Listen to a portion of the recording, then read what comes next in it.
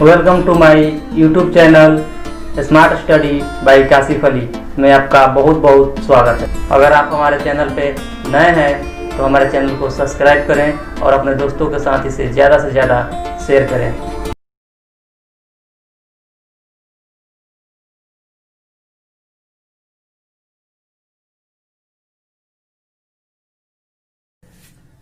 Myself Kasif Ali.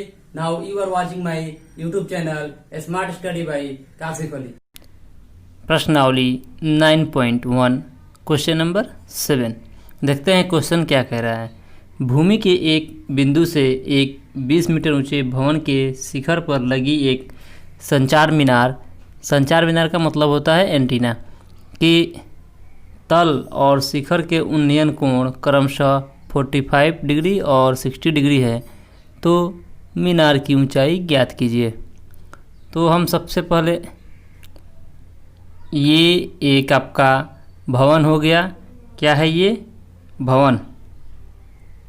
इसकी ऊंचाई 20 metre है। इसका हम नाम दे देते हैं बी और सी।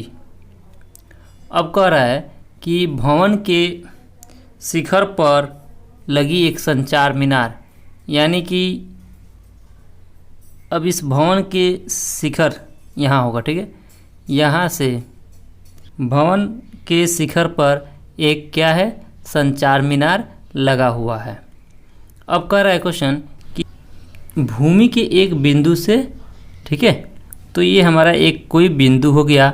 अब जो है कि इस भवन के शिखर पर संचार मीनार के तल और शिखर का उन्नयन कोण 45 और 60 है। तो संचार मीनार की तल का उन्नयन कोण 45 डिग्री है, यानी कि संचार मीनार का तल यहाँ है। ये हमारा कितना है, 45 डिग्री है। फिर कह रहा है क्वेश्चन में कि और शिखर का उन्नयन कोण 60 डिग्री है। तो कह रहा है शिखर का उन्नयन कोण 60 डिग्री है, तो हमारा यहाँ से संचार मीनार का शिखर का डिग्री 60 डिग्री होगा, यानी कि ये बड़ा वाला कोण जो है 60 डिग्री का होगा, ठीक है। अब हम इसका कुछ नाम दे देते हैं। तो ये बी और सी है, तो इसको हम डी मानते हैं और ये हमारा ए हो जाएगा। अब इसमें आप ध्यान दीजिए कि दो त्रिभुज इसमें बन रहे हैं, दो समकोण त्रिभुज इसमें बन रहे हैं। एक सी ए बी और दूसरा है डी ए बी। और हमें निकालना है मीनार की ऊंचाई, यानी कि संचार मीनार की ऊंचाई यहाँ से यहाँ तक कितनी है, तो हम इसको 1 मीटर मान लेते हैं। 90 डिग्री कोण के सामने वाली भुजा को हम क्या बोलते हैं, कर्ण बोलते हैं। और जिस पर दो कोण बना रहता है उसे हम आधार बोलते हैं। और ये वाला हमारा डिग्री जो भी दिया रहे उसके सामने वाली भुजा लंब होती है। हमें ज्ञात करना है मीनार की ऊंचाई, यानी कि संचार मीनार।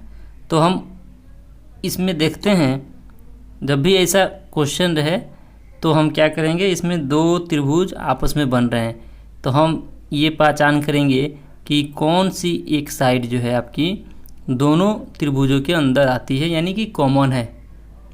तो हम देखेंगे कि ए और बी त्रिभुज सी ए बी इसके अंदर भी हैं, और त्रिभुज डी ए बी में भी हमारा ए बी ये लाइन जो है उभयनिष्ठ है, कॉमन है। तो हम आधार ज्ञात करेंगे। तो हमें लंब पता है 20 मीटर और आधार हमको निकाल लेंगे। समकोण त्रिभुज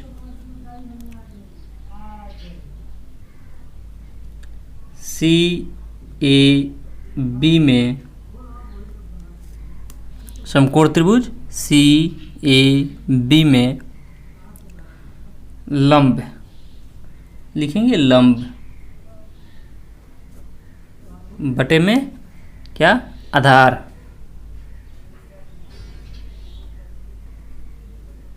इक्वल टू लंब बटे आधार किसका मान होता है?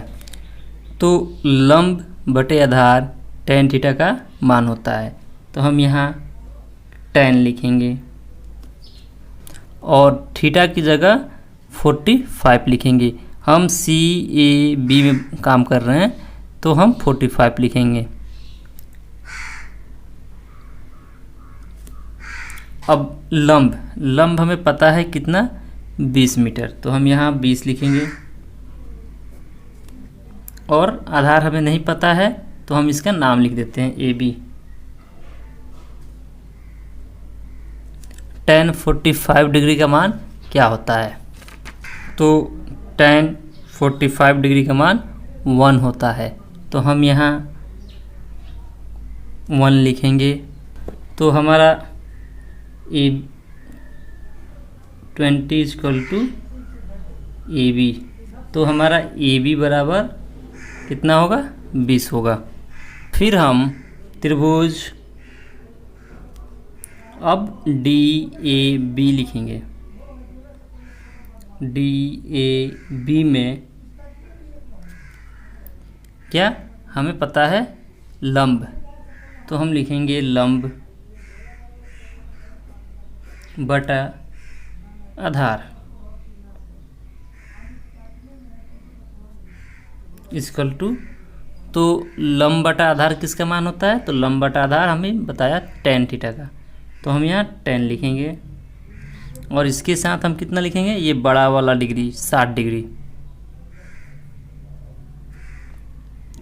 अब लंब कितना है? D और B, यानी कि ये 20 मीटर प्लस x मीटर, ये साथ में होंगे।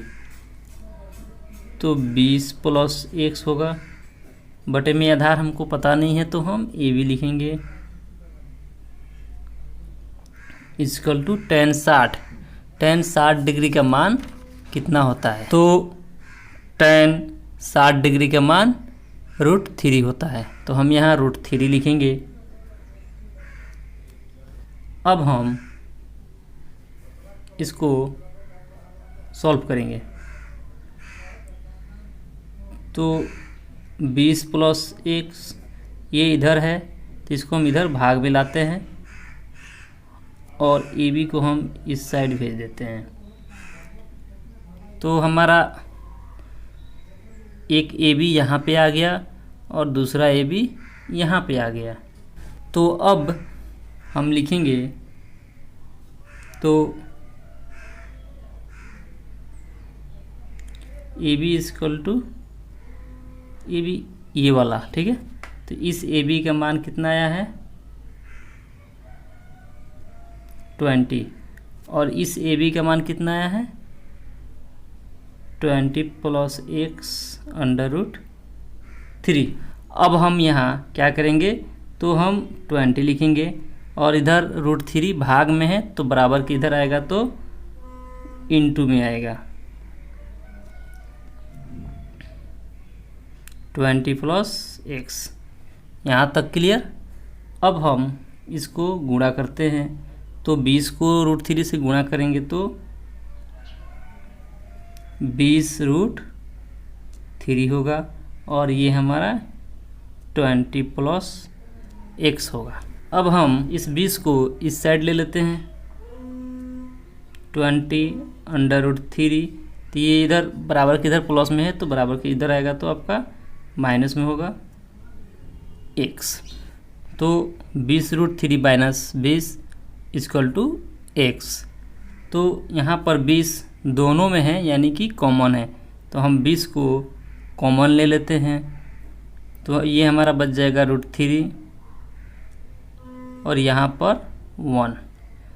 20 को 20 से भाग करेंगे तो 1 बचेगा। तो ये हमारा आंसर, आपका मीटर लगा देंगे यहाँ पे, तो ये हमारा आंसर हो जाएगा 20 × √3 - 1 मीटर। तो उम्मीद करते हैं आपको ये क्वेश्चन समझ में आया हो। फिर मिलते हैं आपसे अगले वीडियो में, तब तक के लिए धन्यवाद।